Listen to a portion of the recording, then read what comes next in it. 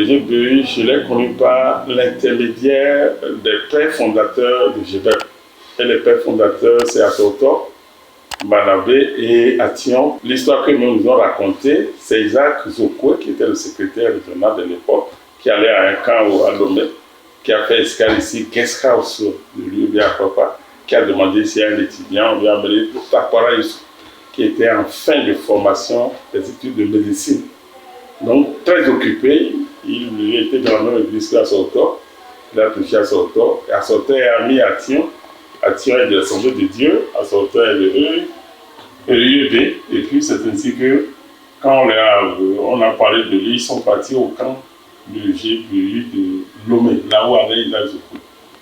Et quand ils sont partis, c'est là-bas où ils ont vu pour la première fois, on a parlé du GBU, et puis le mouvement togolais, en les encourageant à faire naître, là, signifié par un symbole, un dictionnaire, où ils ont dédicacé pour le GBU naissant. Moi, je suis venu voir le dictionnaire. C'est-à-dire qu'ils sont venus, ils ont pris. Donc, c'est le cousin à Banabé. Moi, j'ai fait la même classe que lui. C'est pas lui que moi, j'ai fait la rencontre de ce qu'on dit évangélique. Et quand nous avons fini, on a fait tous le jour.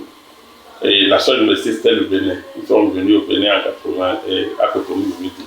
À Cotonou, c'est à l'université. Et c'est là où Banabé, ayant été déjà les fondateurs de GBEP sur les collèges, à Tignon, au niveau de l'université. Quand on est venu, on a le GBU. Et là-bas, on a le GBE, groupe public des élèves. Et ici, c'est le groupe public universitaire. Et c'est quand on a écrit le texte qu'on a essayé d'harmoniser pour parler du groupe public des élèves et étudiants. C'est comme ça que, dès la naissance, le GBU a commencé aussi bien au niveau du campus qu'au niveau donc, des collèges. Le professeur Sotos aime bien indiqué pour parler de l'historique de ça, de ce qu'il a vécu. Donc c'est grâce à Jean-Jacques Descartes, qui est le cousin de Banabé, que moi j'ai fait la rencontre avec le Seigneur. Et quand il venait à Cotonou, il a été branché à Banabé. C'est eux qui animaient, donc c'est comme ça qu'il a connu le GBU. Et quand il connaissait le GBU, il faut avouer que la première rencontre, le souvenir que j'en garde, c'est une sortie. Quand sur le campus on a vu, on a été à la rencontre, on est parti voir notre pasteur, c'était un Américain. Donc là, il a été baptisé à l'église baptiste. Et ici, on voulait aller tous aller à l'église UEB. Et c'est Banabé qui a dit non. Vous regardez chez les baptistes, ils n'ont pas de cadre, ils n'ont rien. Allez, et puis, vous voyez la vision déjà de Jérusalem, au lieu que de nous faire venir chez lui. Il a dit non, là-bas où c'est le plus utile. C'est ainsi qu'on a été les précurseurs de l'église baptiste. Hein. Quand on venait, ils se réunissaient dans une salle de livres où on vient pour lire, et on était les deux. Et puis on avait quelqu'un d'autre qui nous a suivis, il s'appelle Achille. Et même le pasteur, nous, au GBU, on a appris où il y a, et puis ça dérangeait, et puis il veut venir sur son histoire. Il nous appelait les trois maquisards d'abonnés. Parce que quand on est venu l'église naissante là, il ne priait pas bien, il ne lisait pas la Bible, et puis pour nous, on voulait tout renverser. Le missionnaire dit allez doucement, allez doucement. Donc voilà un peu. La première rencontre qui m'a marqué, c'était une sortie à la plage. Alors que chez nous, si tu vas à la plage, c'est comme un péché. Mais voilà, nous on est des jeunes, on est partis là-bas et puis on a vu les gens chanter. Les visages que j'avais vus, celui qui jouait la guitare, il s'appelait Wahab. Bon, notre cadre jouait, les Moïse étaient, les Kounasson André. Donc c'est ceux-là, on était réveillés.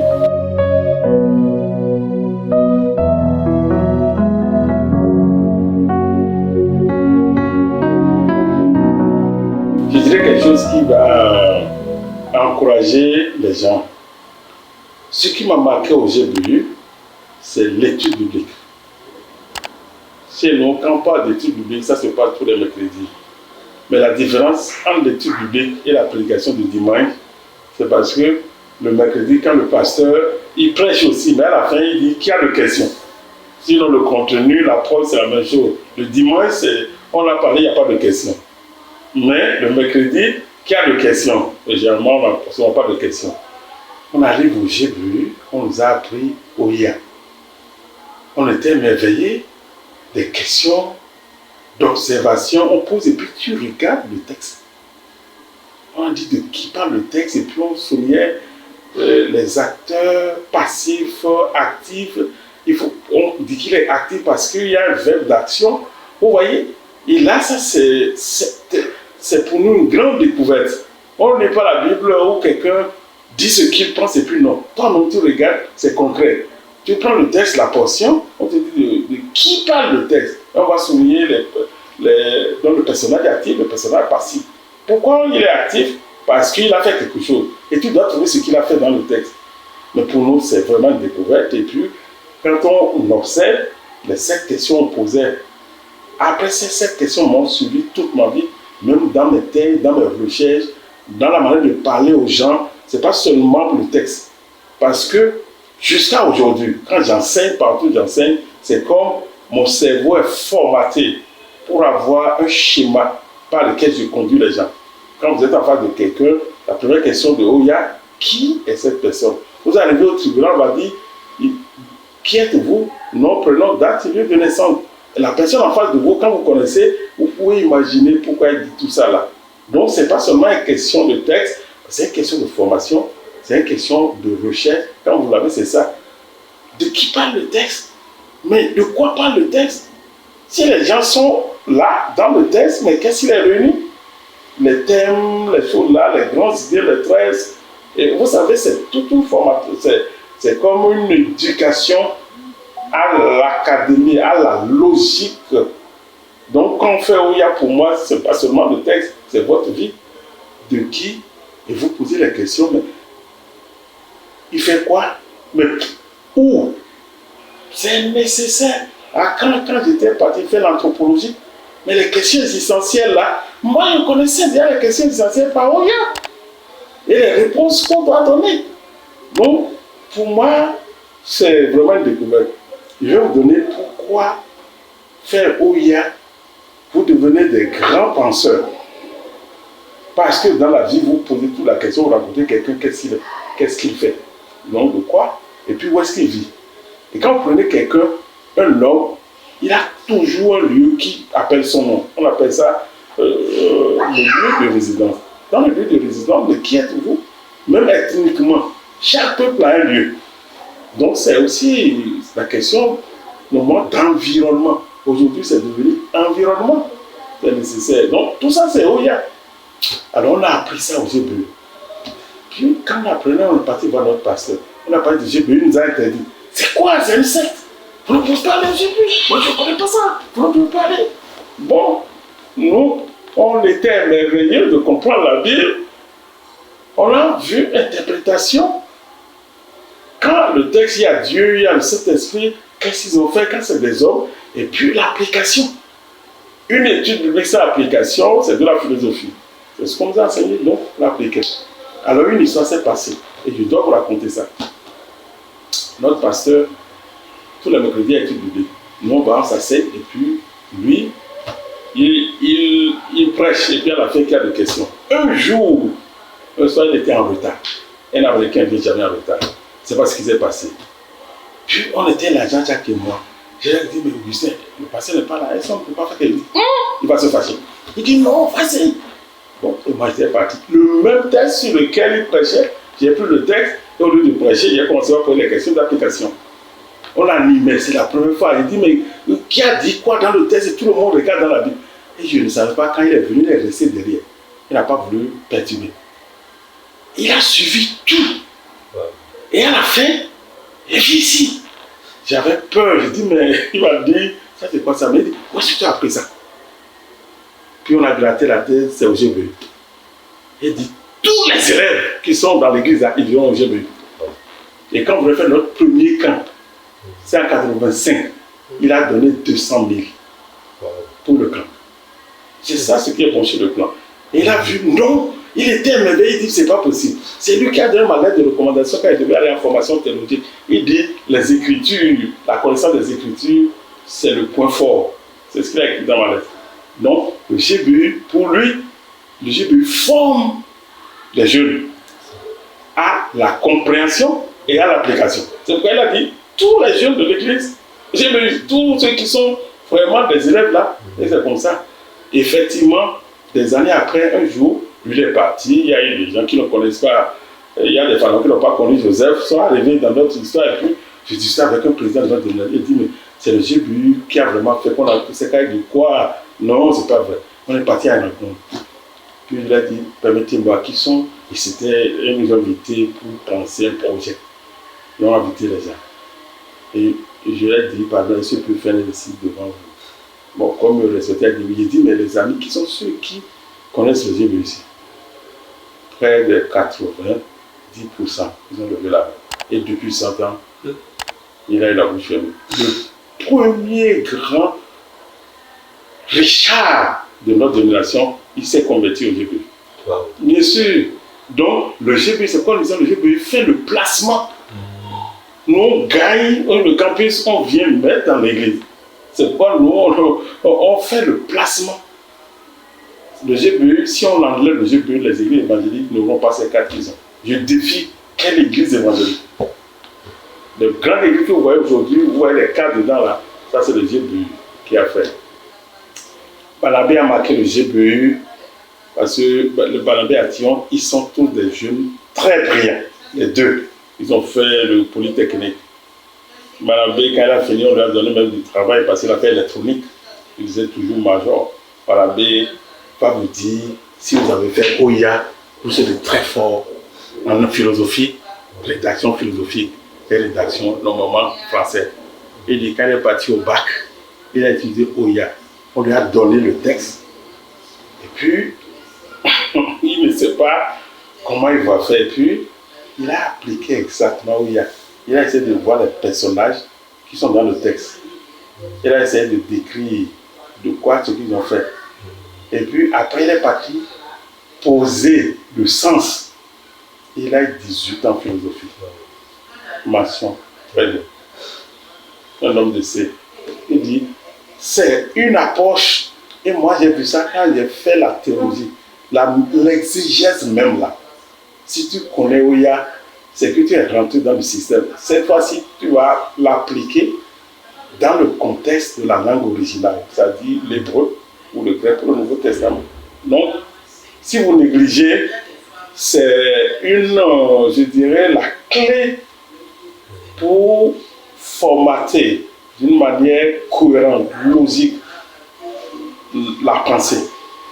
Parce que partout où vous arrivez, vous observez, quelque chose. Et comment vous observez? Vous avez une clé pour observer. Non, on vous pose les 7 questions d'observation. Et quand vous remplissez ça, vous décrivez, vous comprenez le système. Et c'est quand vous comprenez le système, vous pouvez voir derrière chaque chose. Parce que le principe de l'interprétation, c'est ça. Oui. Et après, vous voyez, mais comment il faut appliquer.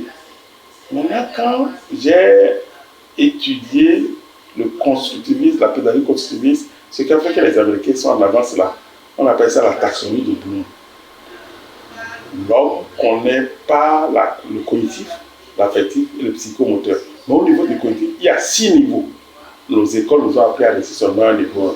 Tandis que si vous faites le ROIA, ça vous amène directement au niveau 3, sur les 6.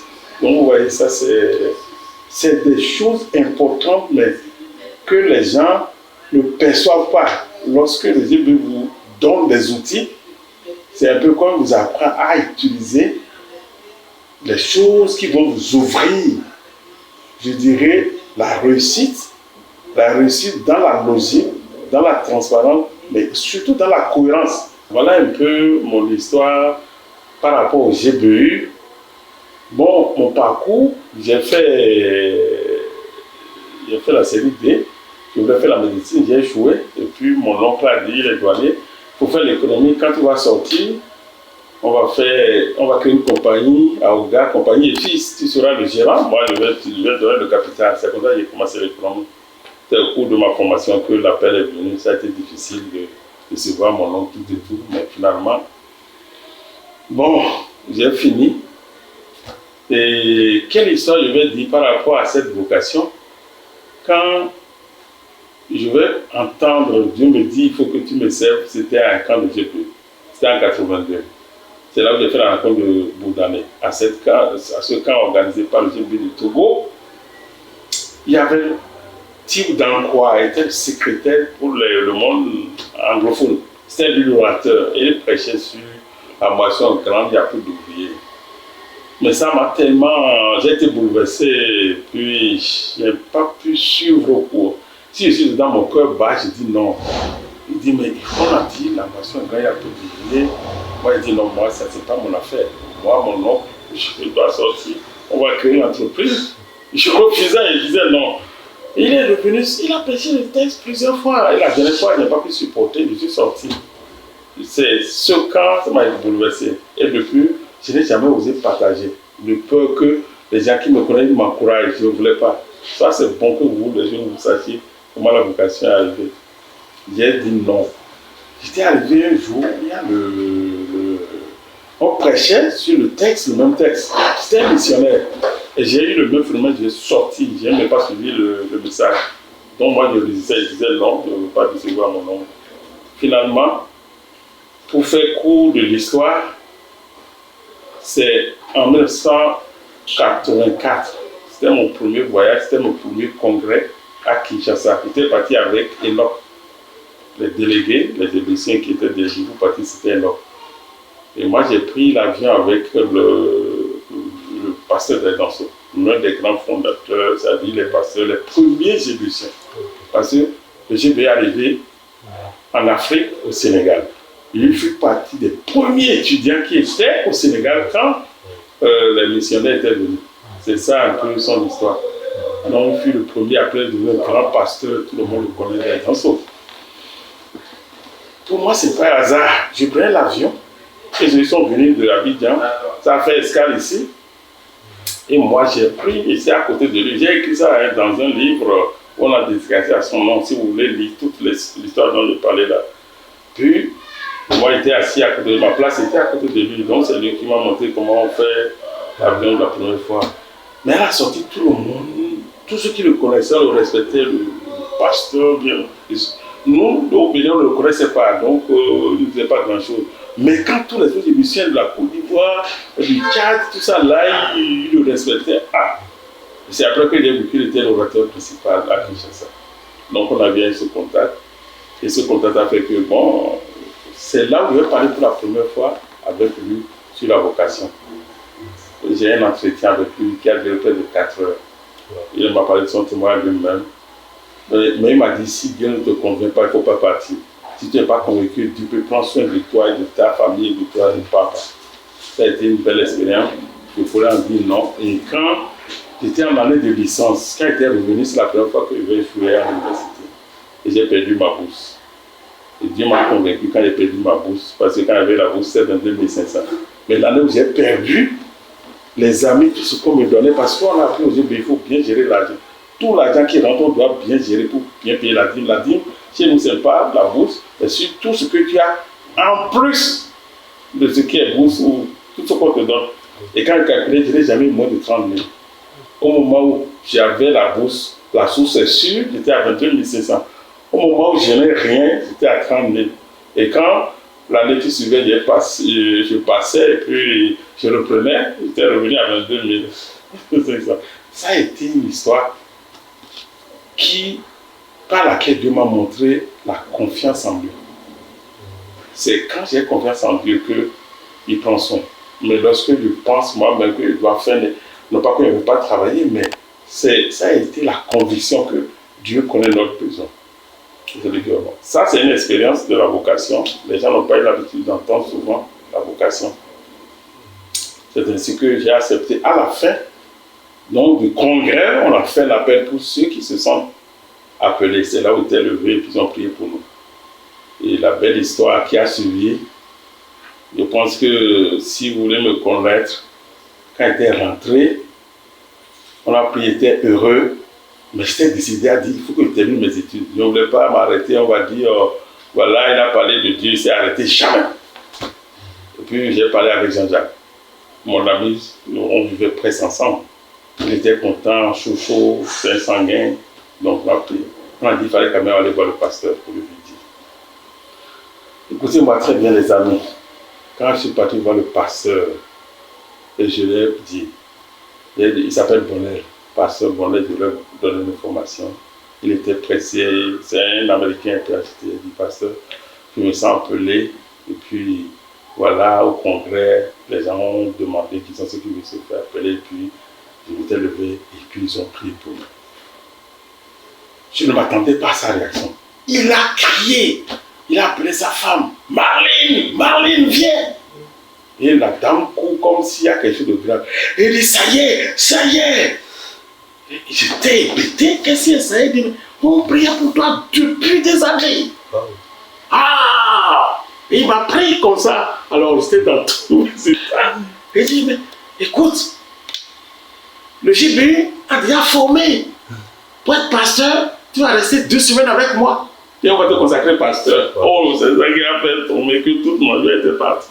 Moi, je ne voulais pas arrêter ma licence, je voulais aller. Donc, mon pasteur voulait que 2 semaines avec lui, parce que pour lui, il dit, le GBU t'a formé, vous connaissez déjà la Bible. Alors, j'étais sorti de chez lui. Bon, il a constaté que je n'étais pas plus très content. Il s'est dit, mais qu'est-ce qui s'est passé? Et j'étais vraiment affecté négativement. Parce que je voulais finir, faire ma maîtrise, soutenir, tout ça là. Mais à l'époque aussi, je pensais servir le GBU. Déjà, c'était un peu clair. Je peux venir sur ça. Alors, je rentre, je vois Jacques. Il me rencontre.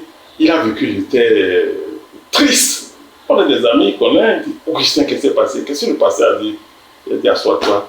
Et je lui ai dit, bon, voilà. Le pasteur voulait qu'on me consacre dans 2 semaines. Alors que je voulais finir tout ça là.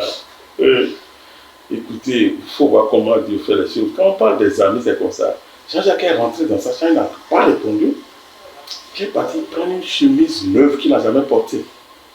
Il dit, Augustin, regarde cette chemise, voici, il sort de son sac, il dit, je t'offre ça comme garant. Que quand il a commencé par travailler, parce qu'il était dans un processus de recrutement pour la création de la vie. Quand il a commencé par travailler, il va mettre 1000, 2000 de côté pour ta formation. Donc voilà, j'ai vu quelqu'un qui a compris que je veux finir ma formation, mais je veux aussi faire une formation biblique et théologique avant de servir. On partageait ça. Et il a donné le gage. Je dis ça pour que vous voyez comment Dieu fait les choses. J'ai pris, j'étais content parce que mon ami, au moins quelqu'un m'a compris dans ma vision. On est sorti et puis après, c'était parti longtemps. Mais je prolonge cette partie de l'histoire pour mettre le projecteur dessus. Si je vois cette vocation, vous savez, quand toutes ces choses s'est passées, après, j'ai parlé de la vocation, il y a deux pasteurs qui ne sont pas appelés vraiment pour aller être pasteur sur l'église, de travailler avec les TBU, dit, mais qui va te... J'ai dit, ce n'est pas question d'argent. Moi, c'est les cadres. Parce que quand j'étais à l'université, je voyais que quand les années s'approchaient, les gens faisaient des cercles, des bougies, prières, d'aller. C'est ceux-là qui vont diriger le pays demain. C'est là où Dieu m'a dit, mais il faut que tu viennes pour les parler. Et j'ai dit, pour parler aux étudiants, il faut quand même, en plus de l'économie, il faut faire de la théologie. Parce qu'il y a quelques dans la théologie, on fait la philosophie. Il y a des philosophes. C'est ça qui a fait la vocation. Quand j'ai dit ça à l'église, c'était une déception dans toutes les églises. J'ai eu des lettres anonymes. Oh, il veut gagner beaucoup d'argent, c'est pourquoi il ne veut pas servir les petites églises, tout ça, alors que le Dieu était ça, il n'y avait rien. Il n'y avait rien. Je peux vous dire, même quand j'ai fini ma maîtrise que j'ai soutenue en 1986, j'ai fait 2 ans de bénévolat. Et pendant ce temps, je fais répétiteur. Et c'est l'argent que je trouve, je prends pour voyager, pour aller. Parce que quand on a fait le camp en 1985, les gens étaient venus de Parakou, Kandi, Djougou, Banikwara. Parce qu'on avait voyagé. Dikonga, quand il a parlé de la vocation, et le pasteur Solomon André a pris ça, quand il a dit Dikonga pour nous parrainer, il est venu pour qu'on voyage à travers le pays, parce qu'il y a les élèves déjà, là où il y a les collèges. Donc partout où on passait, on demandait au pasteur de l'église, et c'était l'église l'UEB qui nous accueillait. Parce qu'à l'époque, c'est l'UEB qui était dans le nord. On est arrivé à Savet, Savet c'est l'église méthodiste. Quand on est arrivé à Parakou, c'est l'église l'UEB, il n'y avait pas encore l'Assemblée de Dieu, donc on doit savoir ça. Puis quand on est parti à Kandi, c'est l'UEB, et je me rappelle encore le pasteur à Tchad qui nous avait reçu. À Banikwara, c'était Gassari. Donc à Gougou, c'était le missionnaire. Donc on a fait la tournée. Et le premier camp, Dikonga était au camp. Donc il dit, tous ces élèves qui étaient venus, il faut qu'on les visite. pour l'encourager, voir les pasteurs, pour leur parler du GBU, pour que les élèves qui sont là, les endroits pour former des groupes. Et on a fait une tournée avec des congas à travers le pays. Après moi, je me suis dit, il faut que je continue, sinon ça va s'étendre. Mais il n'y a pas d'amis, il n'y a pas d'argent. Qu'est-ce qu'il faut faire? Je faisais cours de maison. Et l'une des familles qui m'avait donné l'occasion de leur faire des cours aux enfants, l'une des filles même que j'avais gardée, elle est décédée il y a quelques mois, elle est mère. Donc, quand je finis, je ramasse, je dois voyager. Tout ce qu'on fait quand je vais arriver, je demandais au pasteur s'il pouvait m'accueillir, me nourrir, c'était ça. Mais il trouvait l'argent et il faisait les tournées. Donc, c'était comme ça. Donc, tu es dans ça, mais quand tu appelles de vocation, les gens pensent que c'est à cause de l'argent. Mais c'est qu'il était convaincu par Dieu pour dire qu'on a des tribulations d'adaptation, on m'a dit ça là, tu serais incompris partout, presque par tout le monde, mais si Dieu t'appelle, tu vas trancher. Et c'est lui qui m'a dit, il n'y a pas de transformation sans crise. L'appel de Dieu, le travail pour Dieu ne commence jamais sur de la roulette, c'est ce qu'il m'a dit. C'est toujours des difficultés. Et quand tu vas les traverser, toi-même, tu auras une histoire à raconter. Voilà un peu ma vocation par rapport à ça. J'ai fait cette tournée. Et quand je faisais cette tournée, ce qui s'est passé, j'ai parlé de la vocation, seulement on a informé le GBU. Et qu'est-ce qu'ils ont fait? Ils ont dit, bon, on va essayer de créer un projet de formation. Parce qu'il a dit, sans formation, je ne vais pas commencer. Ils ont écrit un premier projet. Et le premier projet, le pasteur Solomon avait trouvé World Vision, qui a dit, j'ai 2 bourses pour les GBC qui veulent devenir pasteurs. Et au moins, ils ont informé, le temps des inscriptions est passé. Mais parce qu'Isaac Joukou était le douanier de Bangui, il a écrit au douanier de Bangui, qui est l'ancien secrétaire, qui lui a donné les lettres d'inscription, malgré que le temps soit parti, pour qu'on envoie ça dans le dossier. On a envoyé, donc moi j'étais prêt à aller à Bangui. On a envoyé notre dossier, on était... Et maintenant, j'ai même préparé, j'étais déjà fiancé avec Jocelyne. On voulait faire notre 2e camp. C'était en 96, c'était le lycée Mafori, à Abomey.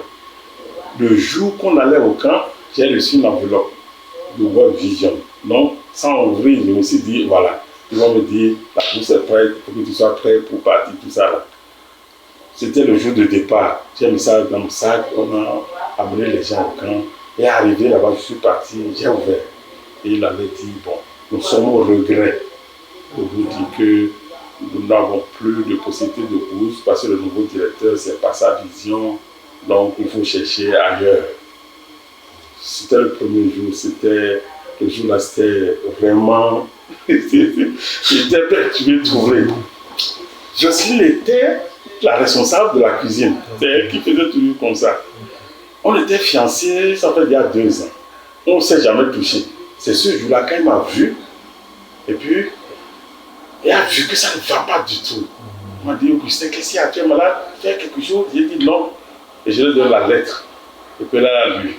Elle a vu qu'il disait vraiment. C'est la première fois qu'elle va me prendre dans son bras pour prier, pour dire, Seigneur, s'il ferme la porte, il va ouvrir d'autres. Ça, c'est l'histoire avec Jocelyne. C'est la première fois qu'elle doit me prendre dans son bras. Et j'étais dans les bras, et il m'a dit, si Dieu ferme la porte, il va ouvrir d'autres. Et ça a été une force pour moi. J'ai mis dedans, puis j'ai continué le camp. Vous savez ce que Dieu a fait dans ce camp-là? Il faut que je vous raconte l'histoire. L'orateur principal, c'était le secrétaire itinérant pour le monde musulman. Il était burkinabé. Bivendo. Et quand Bivendo est venu, il n'était pas dans les possibilités de prêcher. Donc, il ne pouvait pas prêcher. Dès qu'on était l'autre encadré, il ne pouvait pas parce qu'il avait un problème et on ne peut pas l'autoriser à être orateur. Et le dernier jour, c'est lui qui devait prêcher. Dès qu'on est venu me voir, j'ai parlé d'appel. Écoute, c'est toi qui as fait le message de fin. Je dis non, c'est pas possible. Il m'a dit non, tu dois faire. Tu dois te préparer. Bon, comme c'est un peu l'autre superviseur, il a dit ça. J'étais parti, j'ai préparé le message. Et j'ai fait le message de fin. Vous imaginez au début du camp, j'étais vraiment parti quand aussi m'a dit Dieu va fermer. C'est à cette prédication, quand j'ai fini de prêcher, j'ai fait un appel. Et si vous dites les personnes qui se sont levées peut-être c'est l'occasion. C'est pourquoi toutes ces femmes m'appellent papa. C'est à cette prédication que Mme Monique Boun s'est donnée. C'est à cette prédication que Mme Diossou s'est levée. Alors que tout ça, il y avait 12 personnes et tous pleuraient. C'était la prédication 87. Quand j'ai vu le prêcher, les gens ont dû les amener, je ne sais pas ce qui s'est passé, les amener et ils pleuraient tous. Il y a d'autres personnes. Mais ceux qui vraiment sont restés, qui ont fait ceci, et qui sont restés attachés au GBU, ils disent, ouais, les noms, non, c'est comme ça.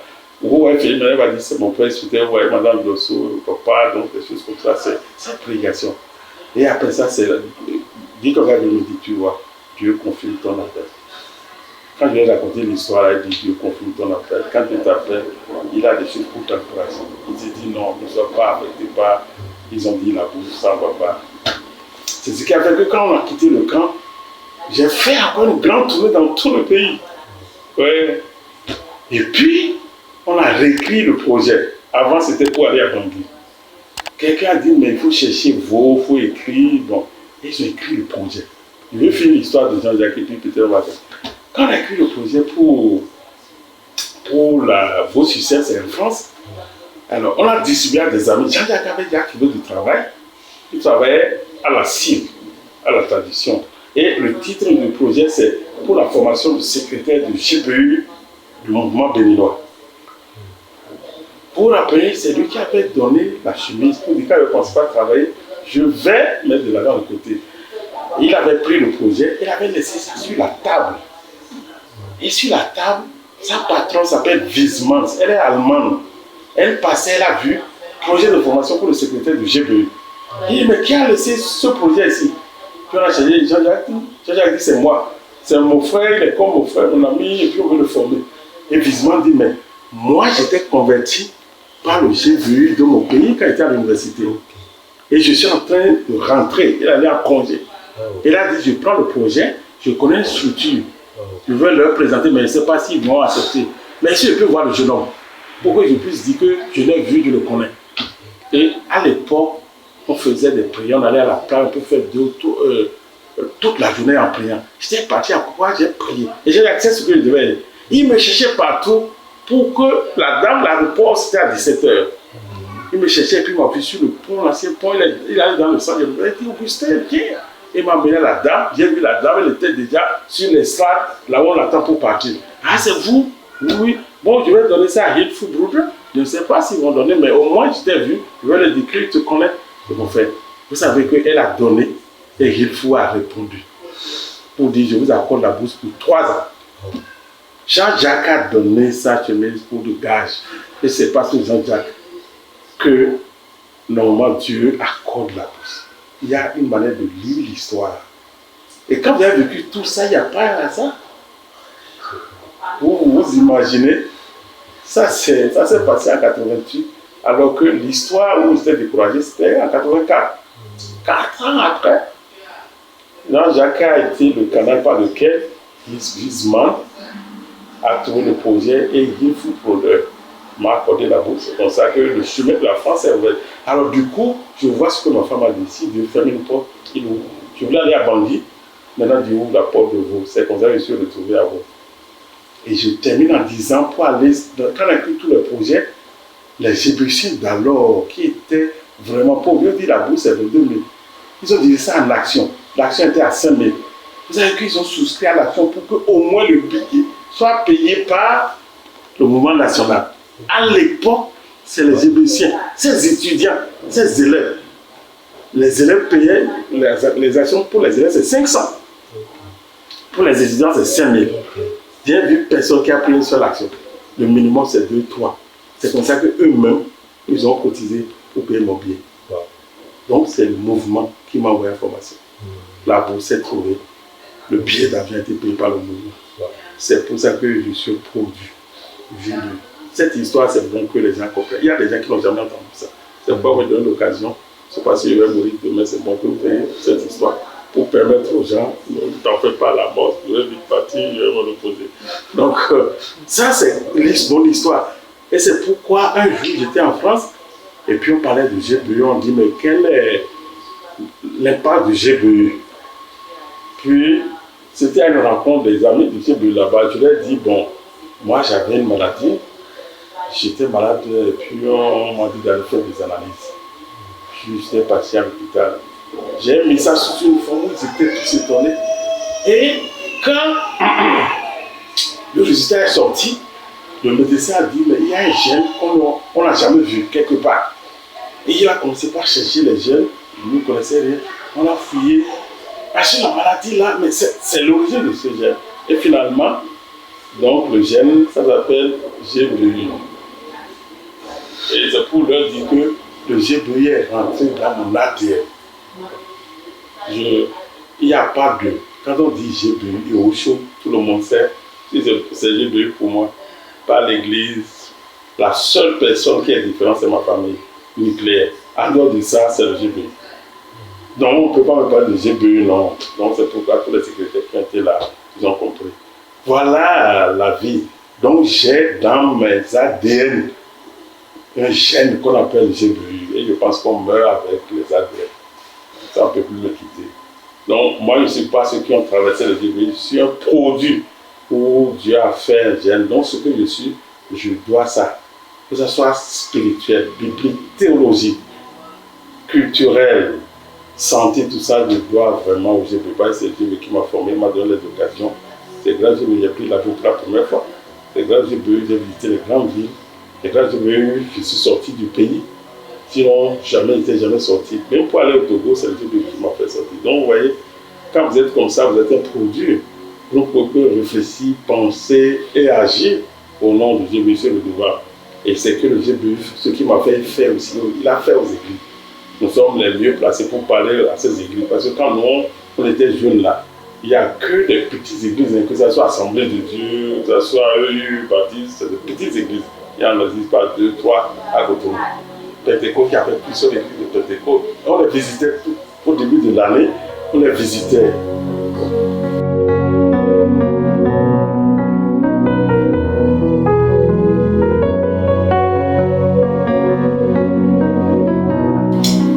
L'histoire est longue, mais je ne vais pas clôturer cette histoire sans parler de celui qui, à l'intérieur du GBE, est comme mon mentor. Il s'appelle Motion Moïse. Motion Moïse a été celui que tu veux voir au GBE et qui a donné des plis au GBE, rigueur au GBE, parole au GBE, priorité de la Bible. C'est ce Moïse qui a appris ça. Il incarnait ça.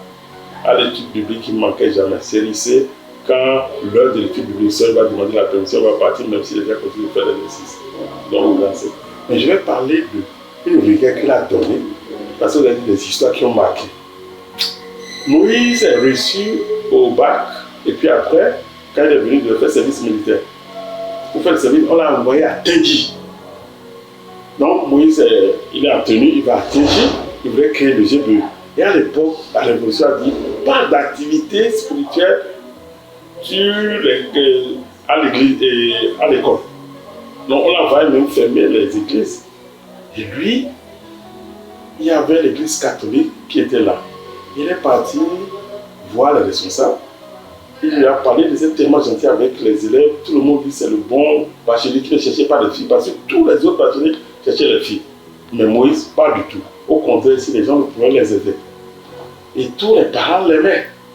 Il est parti voir la maison pour dire, est-ce que vous m'accordez une salle pour qu'ils fassent, ils forment les enfants là, pour qu'ils soient des chrétiens. Et l'église était contente, lui a donné une salle.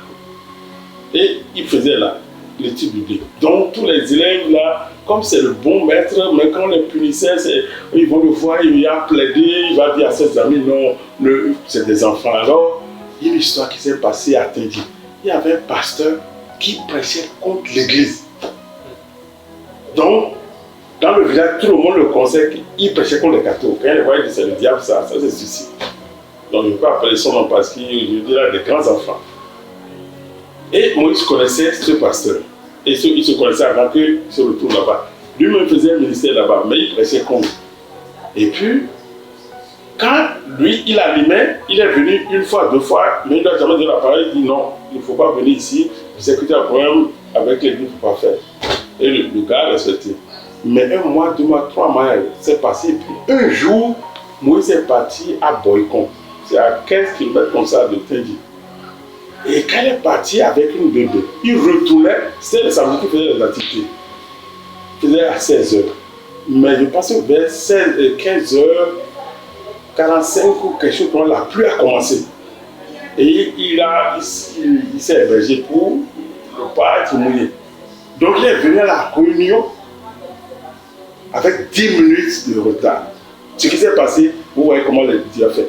Pendant ce temps, le pasteur était venu. Quand il n'a pas vu Moïse, et les enfants étaient là, il a commencé par prêcher contre l'église, dans l'église catholique. Et au même moment, c'est qu'à 16h, les gens venaient faire la chorale. Et on ne sait pas si c'est une coïncidence, c'est comme ça, Moïse va dire, ça c'est le diable qui a formaté. Le responsable qui a accordé à Moïse de faire là, il vient pendant ce temps, et il ne voit pas Moïse, et il voit le pasteur qui prêchait contre l'église, en train de prêcher contre l'église, à l'intérieur de l'église, il les a renvoyés, il a fermé. Il a dit à Moïse, on t'a fait confiance, et tu as livré nos enfants à quelqu'un qui prêche contre nous. Moïse a tout fait, les gens ont refusé. Il a expliqué, j'étais parti, lui-même, il a dit, c'est fini. C'est comme ça qu'ils ont fermé. Et qu'est-ce que Moïse a fait? Il a rassemblé les élèves, il dit, est-ce que vous voulez qu'on continue? Il dit oui. Et il a trouvé un manguier. 2 manguiers sont ensemble, ils ont sacré. Et il a tenu le reste des activités de GBU là. Toute l'année, là, il a pris une leçon. Moïse te fit ce rendez-vous à 8h. Quelle que soit la pluie, à moins 5 il est là. À et 5, si tu n'es pas venu, il se rencontre, il ne revient plus. Jamais, depuis ce temps. Moïse te dit, on va se voir à 9h. Il faut que tu fasses tout pour être là à 9h. Lui, il est là au moins 5 minutes avant. Même s'il pleuvait, il ne faut pas te dire, tout le monde l'a connu. C'est grâce à Moïse que vous voyez une habitude qui circule au GBU. Quand on te dit de faire exhortation 15 minutes, si il te reste 5 minutes, on va écrire sur un papier, il te reste 5. C'est Moïse qui a institué ça. C'est Moïse Montois. De telle manière que Anne, qui est notre superviseur, dit, si tu vas au Bénin, ils te disent 15 minutes, c'est 15 minutes. Si à 15e minute, ta phrase n'est pas finie, ils vont venir te prendre le micro. C'est comme ça, Moïse a marqué vraiment le GBU sur la ponctualité. Et c'est l'événement qu'il a vu. Vous voyez comment est-ce que, quand les gens sont sérieux avec Dieu, ils ont des histoires et Moïse est devenu la référence à rigueur de temps. Et ça, aujourd'hui même, vous continuez de subir son influence, même quand il n'est plus là. Écrire à quelqu'un pour dire 5 minutes, il est 2 minutes, et il dit 0. Si c'est Moïse, on va te dire arrête, même tu mets point final, même s'il n'y a pas point à faire. C'est comme ça, ça c'est Moïse qui a fait. Quand on a fait le congrès 80, le congrès avant en 88, c'est lui qui avait donné le discours pour dire au revoir du congrès. C'est un bon discours aussi. Moïse, il parle. S'il parle le français, ne lui donne pas de parler le fond. Il est d'abord. C'est le fond pur même. Donc pour ça, c'est un bon parleur.